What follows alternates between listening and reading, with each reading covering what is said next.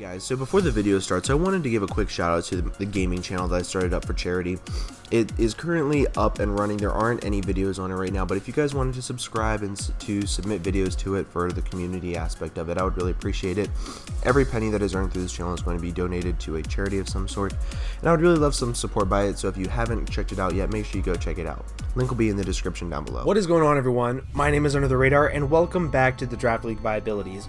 In the last episode, we did in fact cover Bisharp, and my opinions on Bisharp were probably pretty different from what you guys thought. I haven't seen the comments yet because I'm bulk recording. However, I'm pretty sure I got some hate comments in that video.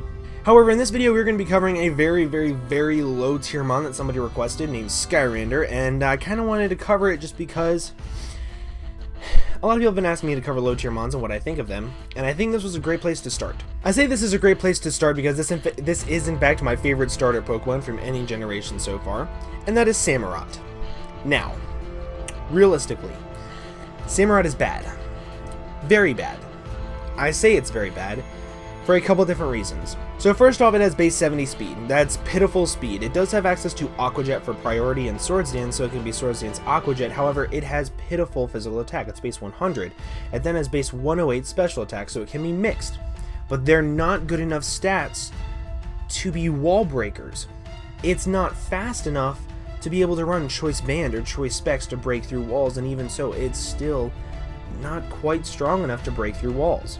Granted, if you wanted to run Swords Dance Adamant Life Orb with things like Mega Horn, Waterfall, then yes, it can hit hard.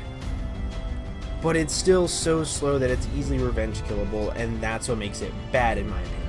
Another thing that makes it very undesirable in the league format is the fact that it's a pure water type. Most people, they want one water type, and that is a bulky water type. Main reason is because bulky water types are almost a necessity. I went through having only a Azumarill in the PPL, and I found out that not having a bulky water type really hurt me. Granted, I did have a Lomomola, however that was kind of sort of setup fodder in some instances, and it wasn't the best. So realistically, people want a very good pure bulky water type, and this is not that. It does get access to Shell Armor, so it can't be critted, so I guess that's a cool thing. However, it's still not something that I look at and I'm like, hey, I want to draft Samurott. It's somewhat frail on both physical and special sides. It has a very shallow move pool limited to Mega Horn, Swords Dance, Aqua Jet, Waterfall, Ice Beam, Scald. It does get access to Air Slash and Night Slash, so that's pretty cool. However, why would you want to run Air Slash when you could just run Ice Beam? It does get access to some kind of cool moves and knockoff Superpower and Iron Tail. However, that still doesn't make it a decent wall breaker in my opinion. So having a pretty shallow move pool and not being able to hit a lot of types super effectively and just being able to be hard walled by certain types, it's not something that I would want to pick up. If I was going to pick up a low tier mon, I'd want it to at least have a wide move pool and a decent speed stat, so that way I would be able to outspeed things and threaten them. Realistically, Samurott is the type of Pokemon that you get when you just want a low tier mon to save up points in something else, in my opinion. It's not something that will ever do a lot of work on a team.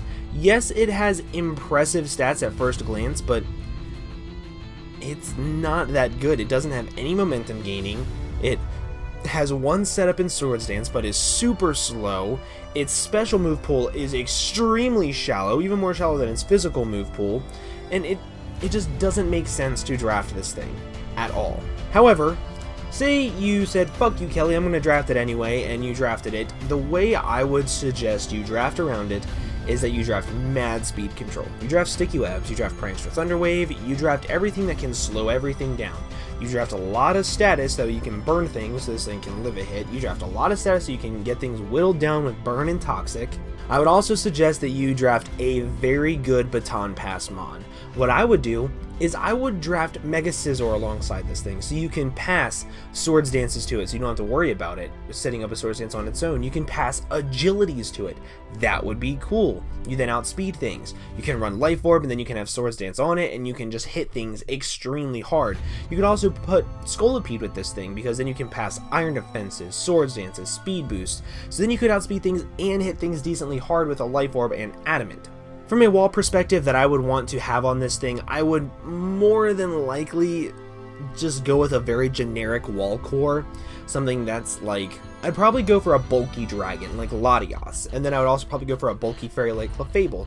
That way you are able to take the things that threaten this thing out, like grass and electric type hits, and then be able to threaten them out with things like Latias and Clefable. But I would really try to pair up a very good Baton Passmon and that kind of wall core with this thing to make it somewhat viable to be able to do something in some game.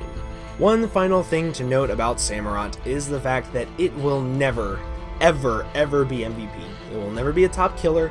It'll never be something that somebody looks at on a team and be like, holy crap, Samurott runs through my team. If you want mons that can do that, do not draft Samurott. This was kind of a very fast video, and that's because Samurott was very easy to cover. It's a shallow move pool, it has very weird stats, it doesn't do a lot, so it was very easy to cover and a very quick draft viability for me to make, so I hope you guys did enjoy. If you did, please make sure to leave a like and a comment along with some suggestions as to what you guys would like to see me cover in this series. With all that being said though, I'm going to go ahead and get on out of here. I hope you guys have an absolutely fantastic day, and I'll see you guys in the next video. Bye bye!